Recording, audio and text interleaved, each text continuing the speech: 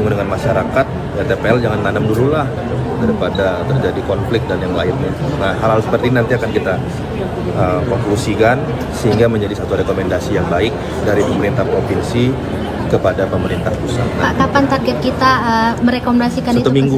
Kami tadi sepakat 1 minggu ini kita akan waktunya nanti dipimpin Kapolsekda langsung.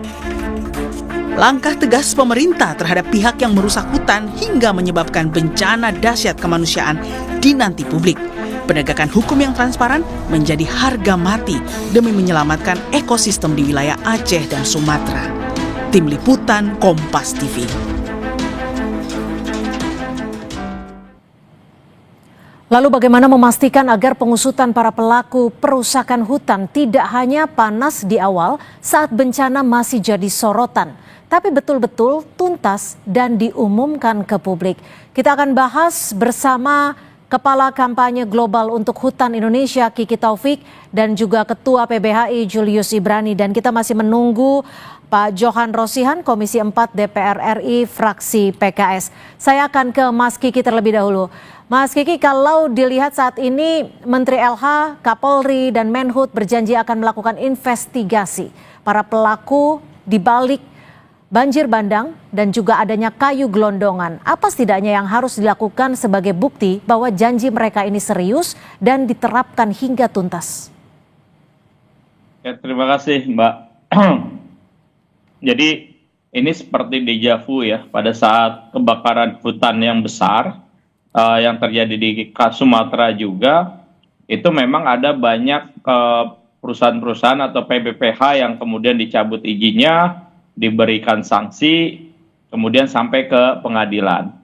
Tetapi berakhir pada tidak ada kelanjutan karena tidak ada transparansi. Jadi ada beberapa perusahaan misalnya mendapatkan sanksi, bahkan sampai di pengadilan mendapatkan sanksi, tapi tidak dieksekusi gitu. Jadi maksud saya di sini adalah ini langkah bagus, tapi juga harus terintegrasi. Jadi bukan hanya dari satu kementerian lingkungan hidup, kemudian mereka harus bekerja sama dengan Kementerian Kehutanan, tetapi juga mereka harus bekerja sama dengan aparat penegak hukum, mulai dari kepolisian, kejaksaan, sampai hakim. Sehingga pada saat mereka dicabut izinnya, mereka mendapatkan sanksi pidana, mereka mendapatkan sanksi perdata, mengganti kerugian. Itu betul-betul harus diimplementasikan gitu, harus dikawal terus, karena kejadiannya adalah begitu sudah sampai di pengadilan, kemudian hakim memutuskan satu perusahaan membayar ganti rugi sejumlah ratusan miliar atau bahkan triliunan, tidak ada yang mengeksekusi. Jadi tidak ada efek jera apa-apa gitu. Itu yang pertama. Yang kedua, kita tidak pernah melihat, karena tidak ada transparansi yang jelas, kita tidak pernah melihat apakah dana atau denda yang diberikan oleh pemerintah atau pengadilan kepada perusahaan perusak hutan itu betul-betul digunakan untuk merehabilitasi lahan. Itu tidak pernah ada. Jadi transparansi itu penting. Mas Julius, kalau melihat saat ini, apakah memang ketika di Sumatera begitu masif kerusakannya, apa yang bisa dilakukan mungkin warga? Apakah memiliki dasar hukum untuk melakukan penuntutan? Di sisi lain, apakah penuntasan ini bisa benar-benar tuntas dan benar-benar dieksekusi? Ya, Cynthia, jelas warga sebagai korban terdampak itu memiliki hak konstitusional. Bukan hanya menuntut pada ganti kerugian, kehilangan nyawa, kehilangan harta benda, gangguan akses kesehatan dan yang lainnya terhadap negara, tetapi terhadap pihak perusahaan swasta juga. Itu yang pertama. Karena biar bagaimanapun kalau kita lihat faktor utama penyebabnya adalah eksploitasi oleh swasta yang berlebihan, yang tidak sesuai dengan administrasi negara dan bahkan ada yang ilegal. Yang pertama, jadi bukan negara saja yang bertanggung jawab, swasta juga bertanggung jawab, dan itu bisa dituntut pemenuhan hak. Yang kedua, saya pikir kalau sudah seperti ini, maka dimensinya ini bukan hanya dimensi gugatan perdata biasa. Tahun 2023, PBHI sudah merumuskan dan merilis daftar nama kejahatan ekosida Jadi tindak-tindak pidana yang sistemik dan terstruktur yang merusak lingkungan dan melanggar hak asasi manusia multidimensional seperti yang terjadi saat ini di Aceh, Sumatera Barat dan juga Sumatera Utara. Artinya ruang-ruang pemeriksaan evaluasi administrasi, ruang-ruang perizinan itu hanya level kulitnya saja. Negara harus mengusut tuntas kejahatan ekosida ini sampai pada siapa pemiliknya, siapa penerima manfaatnya, siapa pejabat-pejabat negara yang memberikan izin yang kita tahu banyak ilegalnya, maka di situ ada tindak pidana korupsi, ada TPPU-nya di situ, jangan-jangan ada kebijakan yang sengaja diubah di situ. Dengan demikian kalau secara holistik diusut, maka untuk mengembalikan kepada ekosistem awal kita masih punya modal yang cukup besar. Jadi kalau hanya cuma level gugatan perdata biasa saja, evaluasi perizinan biasa saja, yang dijelaskan oleh Bung Kiki itu terulang lagi. Kebakaran di tahun 2014-2015 sampai sekarang gitu. Oke, jadi tidak akan ada akhirnya jika hanya penuntasnya hanya di permukaan saja. Saya ke Bang Johan Rosihan yang sudah bergabung dari Komisi 4 DPR RI, fraksi PKS. Bang Johan, kalau dilihat saat ini situasinya begitu memprihatinkan di sana. Dan kalau Bang Julius sudah mengatakan bahwa ini ada pelanggaran hak asasi manusia di sini. Saat Anda bertemu dengan Menteri Kehutanan Raja Juli tadi, apa saja yang didesak oleh Komisi 4 DPR? Tadi Komisi 4 ya, kayaknya seragam dari semua praksi dan dari Ibu Ketua sampai semua anggota itu seragam. Pertama, meminta agar Pak Menteri tidak lagi membuka atau memberikan izin atas kegiatan-kegiatan perusakan hutan di dalam hutan.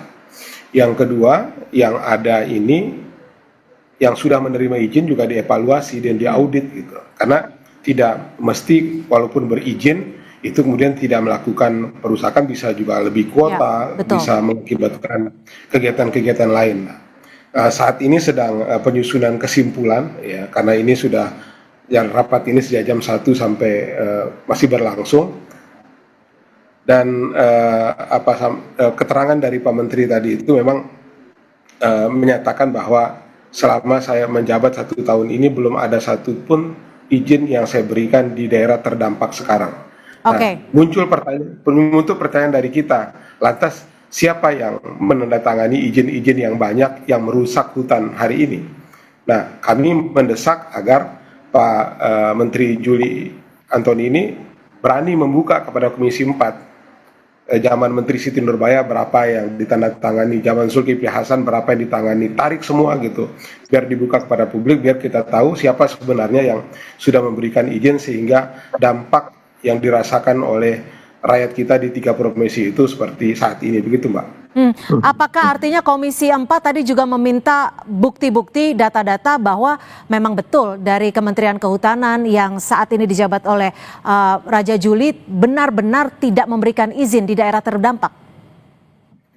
Kami meminta semuanya dari awal, kami meminta itu, kami mendesak buka semua buka semua tentang perizinan, tentang dampak lingkungan segala macam. Sayangnya ya, datanya lengkap tetapi tidak berani secara eksplisit mengatakan bahwa ini loh penyebab utama dari banjir itu.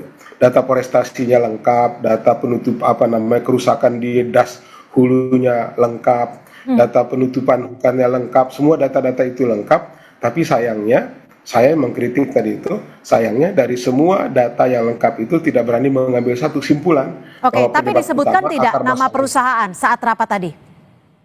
Tidak menyebutkan nama perusahaan, dan Pak Menteri menyampaikan akan memberikan secara tertulis kepada Komisi 4. Artinya datanya tidak lengkap menurut Anda? Ya, untuk kita menganalisis ini menurut saya lengkap ya. Sayangnya kementerian tidak berani menyimpulkan. Mas Kiki, kalau dilihat dari apa yang dijelaskan tadi oleh Bang Johan, sebenarnya kalau dilihat kerusakan yang begitu masif di bencana Sumatera, dari sisi kerusakan alam sebenarnya apakah hanya murni kerusakan alam atau faktor keulah manusia lebih besar porsinya? Iya, Ini udah jelas sebenarnya Mbak Cynthia, udah beberapa kali teman-teman sampaikan, bahkan juga masyarakat yang ada di lokasi menyampaikan jelas bahwa bencana yang begitu dahsyat ini bukan hanya semata-mata disebabkan karena cuaca ekstrim, tetapi lebih kepada karena perubahan tutupan hutan yang sudah pasti bahwa adanya deforestasi yang masif, dan kemudian baik itu dilakukan oleh industri kelapa sawit, oleh industri tambang, ataupun bahkan industri pulp and paper, itu nyata terjadi. Nah, sebenarnya tidak terlalu sulit untuk Kementerian Kehutanan atau Kementerian SDM untuk memberikan data, karena mereka itu adalah kementerian yang memberikan izin. Jadi mereka juga melekat pada mereka juga pada saat mereka memberikan izin, mereka juga punya kewajiban untuk memonitoring gitu. Nah, pertanyaannya adalah, jadi menurut Anda cukup anehkah ketika datanya tidak disebut secara gamblang, tidak disebut secara clear saat rapat terjadi, saat rapat tadi? Cukup aneh, karena sebenarnya kan udah gampang kita bisa lihat ya. Kalau dari sisi, bahkan publik bisa dengan mudah mengakses citra satelit, kelihatan mana wilayah yang terbuka. Dengan teknologi saat ini, tinggal di-overlaykan dengan data konsesi, batas konsesi, bisa langsung kelihatan siapa yang harus bertanggung jawab. Kan itu yang ditunggu sama publik. Ini yang jadi faktor tadi saya sampaikan ya, transparansi itu penting. Nah, sampai saat ini itu yang tidak pernah ada. Sehingga publik tentu akan meragukan, ini jangan-jangan Raja Juli ini hanya di depan DPR aja dia berani ngomong seperti itu, dan kemudian nggak berani ngungkapin nama perusahaannya. Nanti terakhir kemudian hilang gitu ya setelah 3 bulan. Kan ini mudah sebenarnya.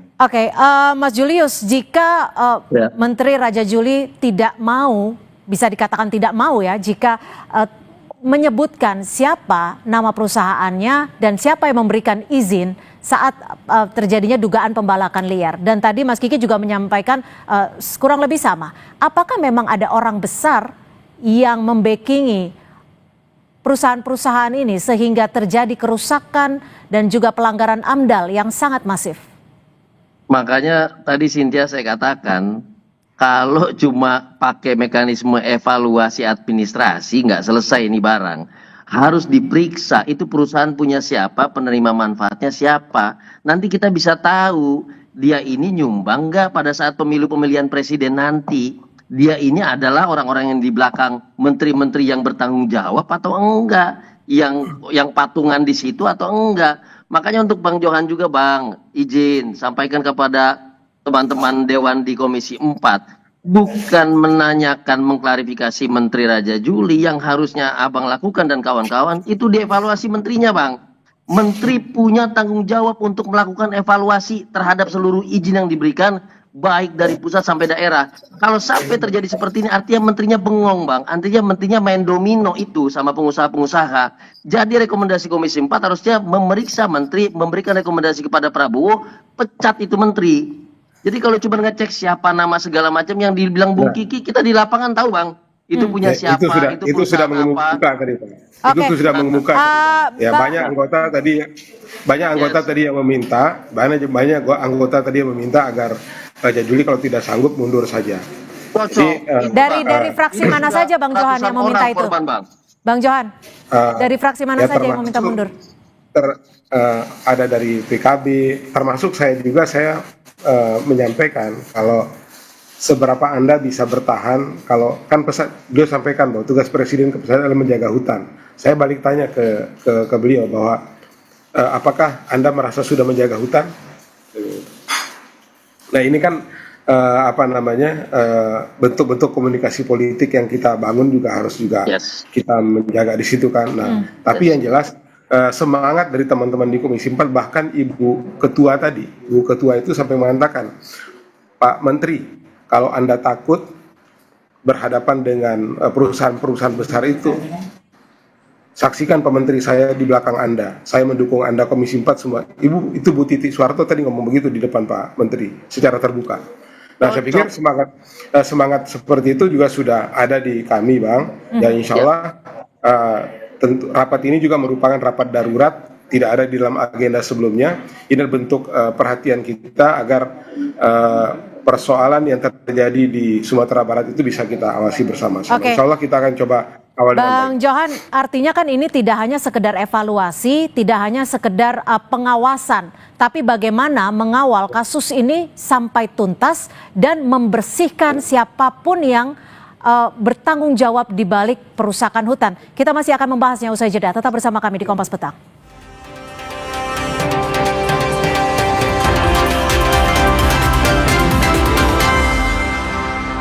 Orang punya semangatnya masing-masing untuk memberikan yang terbaik.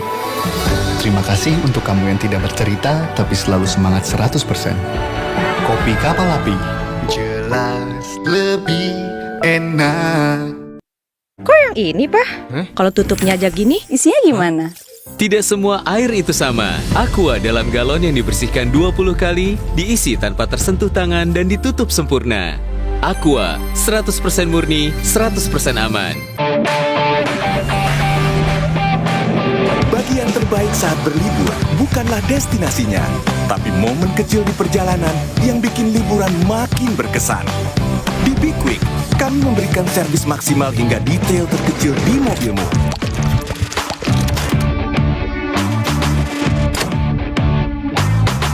Jadi kamu bisa menikmati setiap momen kecil selama perjalanan. Be Quick, ini baru bengkel. Tiap orang punya semangatnya masing-masing untuk memberikan yang terbaik. Terima kasih untuk kamu yang tidak bercerita, tapi selalu semangat 100%. Kopi Kapal Api, jelas lebih enak. Banyak yang sudah membuktikan Aqua terasa sejuk meski tanpa didinginkan. Diproses dari air pegunungan dalam aquifer yang terlindungi, kaya akan mineral alami. Aqua, hadirkan kesejukan badan dan pikiran. Tiap orang punya semangatnya masing-masing untuk memberikan yang terbaik. Terima kasih untuk kamu yang tidak bercerita, tapi selalu semangat 100%. Kopi Kapal Api, jelas lebih enak. Mantan siapa sih? Yang mantan ini. Pecah banget ini. Wajib coba ya. Ingat si mantan gimana gitu ya. Lupa nama, ingat rasa. Huhuy. Ini di depan kalau ayam waka. WK. Gurih sama dagingnya yang pecah banget. Jenis mie-nya pakai mie apa? Mie keriting gitu. Kebakaran, kebakaran. Ini dimasak secara fresh gitu ya. Cakep nih penonton ini lah. Cerita Rasa, Sabtu 6 Desember, pukul 10:30 siang di Kompas TV.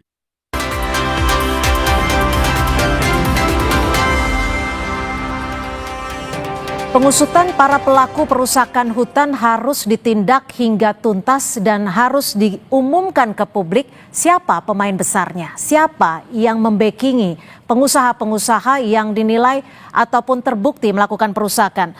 Mas Julius, dengan kasus ini, dengan peristiwa ini, musibah ini, apa yang paling memungkinkan untuk dilakukan? Apakah pidana, perdata, atau justru class action? Ada tidak presiden yang bisa menguatkan untuk menuntaskan kasus ini? Ya, tentu jalur keperdataan itu juga sangat dimungkinkan. Waktu Jakarta menjadi korban banjir tahun 2006 itu pernah dilakukan. Waktu korban kebakaran juga di tahun 2014-2015 di Sumatera juga pernah dilakukan. Presidennya banyak keperdataan. Tapi saya mau katakan gini, Cynthia. Spektrum dari bencana kali ini tidak hanya sebatas pada hak masyarakat yang dirugikan, nyawa masyarakat yang hilang. Tapi lebih luas lagi. Ada kebijakan, ada penyelundupan izin, ada ilegalitas yang luar biasa di dalam peristiwa ini. Sehingga jalur pidana juga menjadi satu senjata yang paling kuat. Tadi Pak Kapolri Sigit sudah bilang akan diusut tuntas. Kita tagih, kita jagain. Anda yakin lalu tidak? Kejaksaan Agung. Penuntasan ini akan tuntas betul-betul? Saya yakin. Prabowo membentuk Perpres nomor 5 tahun 2025 tentang Satgas PKH yang betul-betul menghilangkan perpanjangan proses adjudikasi lalu dihajar sama kejaksaan dan bersama-sama dengan Kapolri dan yang lain. Ini contoh yang bagus yang bisa digunakan untuk kasus seperti ini. Jadi dimensinya lebih luas, spektrumnya pun lebih kuat dibandingkan hanya sekedar mekanisme pemeriksaan administrasi. Itu bahkan diusut sampai siapa penerima manfaatnya, di proses pidananya sampai tipikornya, TPPU-nya, dendanya, dan tapi berarti bisa tiga-tiganya ya, bisa perdata, pidana, dan class action ya. Oke, jika memang ini class action, Mas Kiki, juga disertakan seperti itu, apakah Greenpeace ataupun pemerhati hutan ini juga bisa melakukan bantuan ataupun pendampingan? Ya, kami ada satu kasus sebenarnya class action di mana kami mendampingi masyarakat di Sumatera Selatan yang melakukan class action terhadap perusahaan pulp and paper yang menyebabkan kebakaran hutan di Sumatera Selatan. Sampai saat ini kasusnya masih di Mahkamah Agung karena kita kalah di tahap pertama, kemudian di kasasi juga kalah, ini kita masuk ke Supreme Court. Nah, Greenpeace menjadi penggugat intervensi. Ini bisa terjadi juga untuk kasus ini. Kami tentu dengan senang hati, karena memang ini yang dirugikan adalah bukan cuma seperti tadi Bung Julius sampaikan, kerugian ini masif gitu. Bahkan kawan-kawan LSM, terutama kawan-kawan LSM yang ada di sana, itu bisa juga ikut mengajukan sebagai penggugat Desakan mundur Menteri Kehutanan Raja Juli Antoni, menurut Anda bisa ikut untuk membuka kasus ini? Mengawali? Ya, sekarang gini, sebelum masuk ke sana, saya pikir yang paling penting adalah memastikan dulu apakah Kementerian Kehutanan yang bersangkutan ini melakukan monitoring yang intensif atau enggak. Saat ini yang paling dilewatkan oleh pemerintah kita atau para politisi kita adalah pencegahan.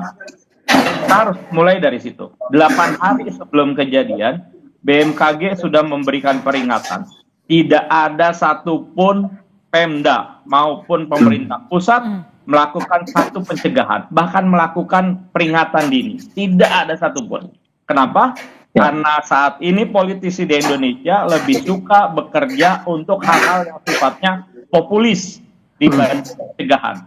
Pencegahan itu tidak pernah ada media, tidak pernah ada foto, video.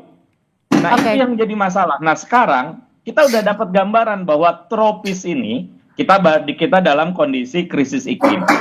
Siklon ini kemungkinan akan juga bergeser ke arah timur, ke arah Jawa dan lain sebagainya. Artinya banyak sebenarnya catatan yang bisa dilakukan dan memang betapa sulitnya untuk mengusut dan juga mengungkap ketika ada kerusakan alam di sana. Kalau dari Komisi 4 sendiri, Bang Johan, apa data yang sudah diterima terkait dengan kerusakan hutan, mafia-mafia yang berada di balik pembalakan liar ini, khususnya di Pulau Sumatera?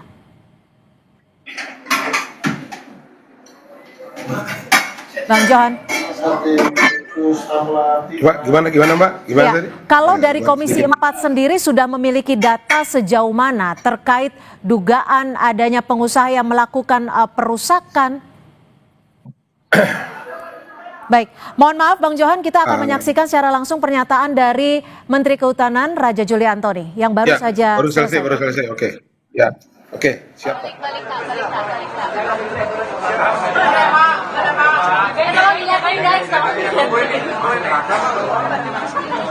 Ya, baru saja Menteri Kehutanan Raja Juli Antoni selesai mengikuti rapat dengan Komisi 4 DPR RI.